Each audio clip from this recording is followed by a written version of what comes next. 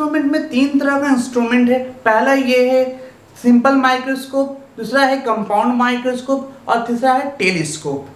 तो आज का जो टॉपिक होगा वो सिंपल माइक्रोस्कोप होगा। सिंपल माइक्रोस्कोप जो होता है वो स्मॉल ऑब्जेक्ट को इनलार्ज कर बड़ा इमेज फॉर्मेशन करता है और बड़ा इमेज बनाता है, जिससे छोटी से छोटी ऑब्जेक्ट को हम लोग आसानी से देख सकते हैं। ठीक है, ये है सिंपल माइक्रोस्कोप। अब ये काम कैसे करता है, इसका कंस्ट्रक्शन कैसा है, कैसा इसका वर्किंग प्रिंसिपल है, इसके बारे में हम देखते हैं। सबसे पहले देखते हैं इसका कंस्ट्रक्शन कैसा है।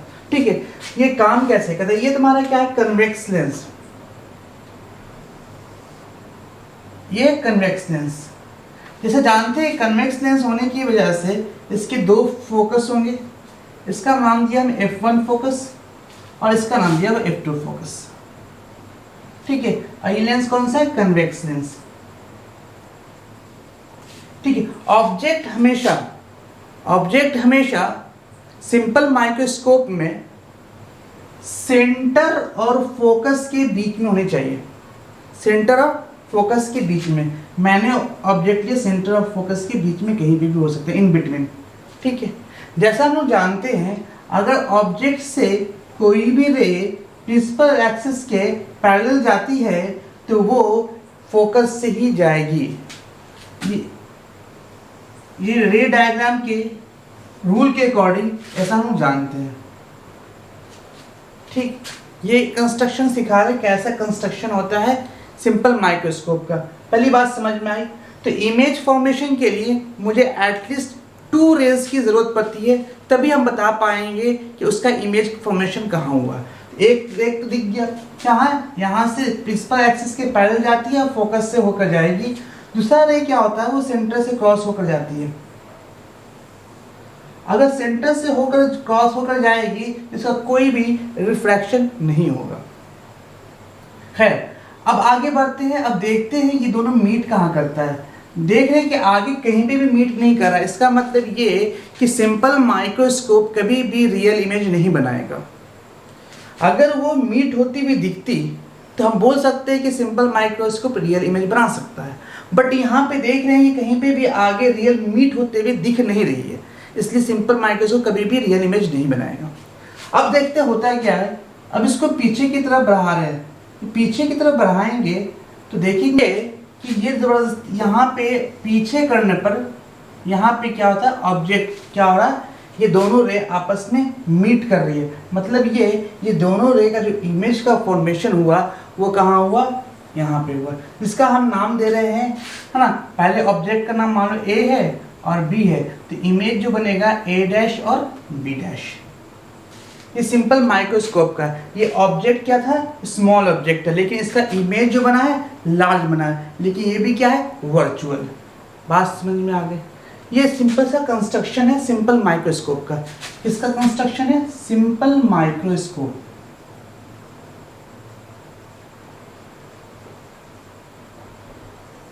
Simple microscope. हम थ्योरी वगैरह नहीं लिखा रहे, कुछ भी थ्योरी नहीं दिखा रहे, उसको हम PDF डाल देंगे। इसकी जितनी भी थ्योरी है ना, इससे रिलेटेड वो PDF में मिल जाएगा आपको। ठीक है, अब बात करते हैं इसके बाद मैग्नीफिकेशन का। ठीक है, तो मैग्नीफिकेशन क्या होता है, मैग्नीफिकेशन ये होता है angle subtended bye image, angle subtended bye image divided by angle subtended by object. तो यहाँ पे एंगल जो सबटेंड कर रहा है सेंटर से, है ना, इस पॉइंट का ये इमेज फॉर्मेशन है, तो मान लिया बीटा है। ठीक, और ऑब्जेक्ट जो है ए और बी, एक ऑब्जेक्ट मेरे पास है, इस ए और बी के ऑब्जेक्ट का एंगल निकालना है, सबटेंड कहाँ कर रहा है। तो किसी भी चीज़ को अगर हम एक जगह पे रखें तभी हम दोनों को कनेक्ट कर सकते हैं, डिफरेंस को बता सकते हैं। मतलब कहने का मतलब ये, मान लो कि एक ऑब्जेक्ट यहाँ पे है, एक ऑब्जेक्ट यहाँ पे है, हम देखना चाहते हैं यहाँ से, तो इसका हम क्या कभी भी हम क्या कर नहीं सकते, इसका इन दोनों कभी भी हम कंपेरिजन नहीं कर सकते, क्योंकि दोनों का पोजीशन एक जगह नहीं है। अगर कंपेरिजन करने के ये कितना छोटा है, ये कितना बड़ा है, इसका कंपेरिजन करने के लिए दोनों को एक जगह ला के रखना पड़ेगा, क्योंकि यहाँ पे जो एंगल से क्लियर नहीं हो पाएगा ये कितना छोटा है कितना बड़ा है। इसलिए हम इस को उठा के यहाँ पे लेकर आएंगे, जिससे हमको आसानी से मालूम चल जाएगा कि ये कितना इससे एंगल बना रहा है। ठीक है, ये तुम्हारा क्या, मान लो कि अल्फा बना रहा है, मान लो कि ये तो क्या बनाएगा, बीटा बनाएगा। मतलब ये कहने का कि इमेज के पास ऑब्जेक्ट को ले आकर देखना पड़ेगा कि ये सेंटर से कितना इमेज एंगल बना रहा है। फिर से बोलना, रिपीट कर रहे बात, हम इस ऑब्जेक्ट को ले जाकर इमेज के पास देखना पड़ेगा कि ये इमेज के पास ये ऑब्जेक्ट कितना एंगल बना रहा है। मान लो कि हम इसको उठा के यहाँ लेके चले गए, इससे क्या होगा, हम कनेक्ट कर सकेंगे मैग्नीफिकेशन को। मैग्नीफिकेशन क्या होता है कि angle subtend by the image divided by angle subtended by the object. तो angle subtended by the object देखना चाहेंगे तो हम इसी से दोनों को एक जगह लाकर ही कंपेरिजन कर पाएंगे, तभी हम सही कंपेरिजन कर पाएंगे, वरना हम किसको कंपेरिजन नहीं कर सकते। यहाँ से अगर दोनों की दूरी अलग अलग है तो हम ऊंचाई में डिफरेंस हो जाएगा, मतलब कि एंगल दोनों का क्या होगा, अलग अलग हो जाएगा। इसलिए हम क्या चाहेंगे कि दोनों ऑब्जेक्ट को, ये इस ऑब्जेक्ट को यहाँ लाकर देखा जाए। ठीक है, इससे क्या होगा, तुमको मालूम चलेगा ये एंगल कितना बनेगा। अगर ये पूरा एंगल बीटा है तो ये एंगल क्या होगा, अल्फा होगा। ठीक है, ये बीटा और अल्फा क्लियर हो गया। तो मैग्नीफिकेशन क्या होता है, बीटा बाई अल्फा। अगर बीटा और अल्फा काफ़ी छोटा होने की वजह से हम मैग्नीफिकेशन को m लिखते हैं, वो लिख सकते हैं tan beta by tan alpha, tan beta by tan alpha. tan beta by tan alpha कहने का मतलब ये हुआ कि ये तुम्हारा क्या है, बीटा है, पूरा का पूरा यहाँ से यहाँ तक क्या है, बीटा है। तो बीटा का मतलब ये है कि perpendicular by base, perpendicular by base. तो a dash b dash beta के लिए क्या होगा, परपेंडिकुलर होगा, इसलिए हम बीटा के लिए हम a dash b dash perpendicular दिया। और बेस जो होगा tan बीटा के लिए b डैश c होगा, क्या होगा, b डैश c, इसको b डैश c दिया, डिवाइडेड बाई।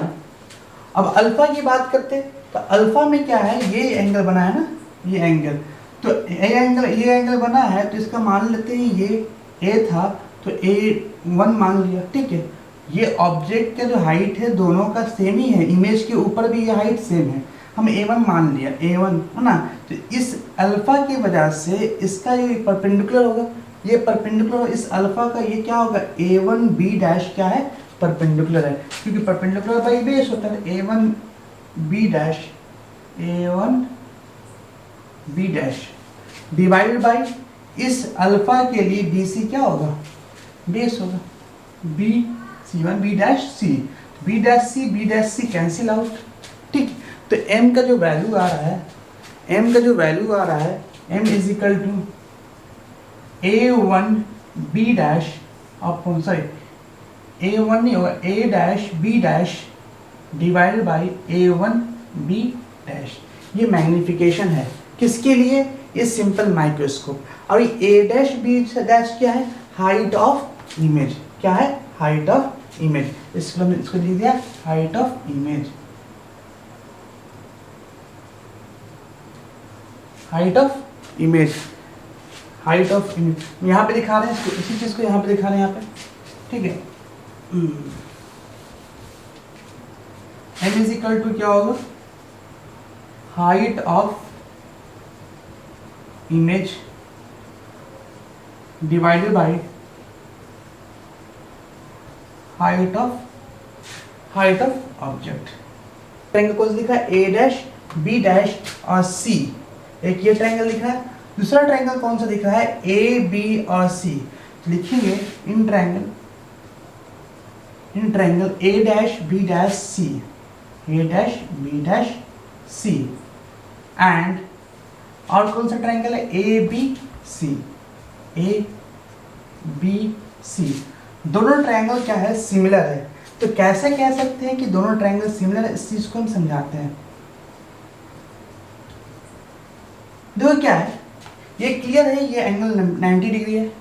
जब ये एंगल 90 डिग्री है तो ये भी एंगल क्या होगा, 90 डिग्री है। दोनों एंगल क्या है, 90 डिग्री है। उसके बाद ये दोनों लाइन जो है एक दूसरे के पैरेलल है, तो ये एंगल और ये एंगल आपस में क्या होगा, बराबर होगा। अगर किसी भी दो ट्रायंगल के दो एंगल इक्वल हो गए तो कह सकते हैं कि दोनों ट्रायंगल एक दूसरे के क्या है, सिमिलर है। अगर सिमिलर होगा तो कह सकते हैं a dash b dash upon A B is equal to B dash C divide by B C. और ये ए डैश बी डैश जो है और ए डैश बी डैश मतलब कि हाइट ऑफ इमेज, और ए बी क्या height of object. Height of image by height of object को क्या लिख सकते हैं, एम लिख सकते हैं, जो कि अभी देखा है यहाँ पे, ठीक है। एम इजिकल टू, हाँ इसको ऊपर लिखते हैं, यहाँ से दिख नहीं रहा होगा, ठीक है। हाँ तो एम इजिकल टू क्या हो गया, A dash B dash upon A B is equal to B dash C upon B C. तो m इजिकल टू इतना हो गया, बी डैश सी इसका मतलब क्या हो, बी डैश सी यहाँ से यहाँ तक की जो डिस्टेंस है, तो इसको हम बोल सकते हैं ये इमेज डिस्टेंस है। ये क्या है, इमेज डिस्टेंस, इसलिए इसको बोल सकते हैं v। और यहाँ से यहाँ तक जो डिस्टेंस है उसको बोलेंगे क्या, u। इसको लिख सकते हैं क्या, v बाई u। अब देखना है इसका साइन कन्वेंशन। साइन कन्वेंशन कहने का मतलब ये है कि अगर क्या है, ये लेंस इस तरफ है और लाइट इस डायरेक्शन से आ रही है, तो हम जब भी लाइट के अपोजिट डायरेक्शन में मूव करते हैं तो सारा चीज़ निगेटिव लेते हैं। इसलिए बी ये हमारा निगेटिव होगा, ये भी क्या निगेटिव, दोनों निगेटिव ऐसे वो कैंसिल कर रहा है। इसलिए magnification is equal to V by U. Magnification is equal to V by U. अब आगे बढ़ते हैं और देखते हैं मैग्नीफिकेशन के बाद देखते हैं कि according to lens formula. Lens formula क्या होता है ना। अब इतना कर लिए, इसका स्क्रीनशॉट लेना चाहते हैं तो स्क्रीनशॉट ले लीजिए, ठीक है। वैसे लेंस फार्मूला, तो लेंस फार्मूला क्या होता है, फ्रॉम लेंस फार्मूला कह सकते हैं, from lens formula 1/v minus 1/u is equal to 1/f। हम दोनों तरफ क्या करते हैं, v से मल्टीप्लाई करते हैं, क्या होगा, v by v minus sign 1v/u minus ये v है, इस तरह से लिखा हुआ v है, by u equal to v/f। ये क्या होगा, 1 हो जाएगा, 1 माइनस v/f। ये एक फॉर्मूला है किसके लिए, सिंपल माइक्रोस्कोप के लिए। सिंपल माइक्रोस्कोप के लिए क्या है, 1 माइनस m बराबर v/f। अब यहाँ से m का वैल्यू निकालेंगे तो क्या होगा, m का वैल्यू निकालेंगे 1 माइनस v/f, 1 माइनस v/f। अब 1 माइनस v निगेटिव होगा, v यहाँ पे क्या है, निगेटिव है। अगर v निगेटिव पुट करते हैं माइनस v, तो क्या होगा, m इज इक्वल टू क्या होगा, 1 माइनस 1 प्लस v/f। अब मान लीजिए v को कभी कभी, ये तुम्हारा क्या है, फॉर्मूला हो गया इसके लिए, मैग्नीफिकेशन के लिए, ठीक है। ये सिंपल माइक्रोस्कोप का ये तुम्हारा क्या कंस्ट्रक्शन था। इसका थ्योरी क्या है, ये सारा तुमको क्या PDF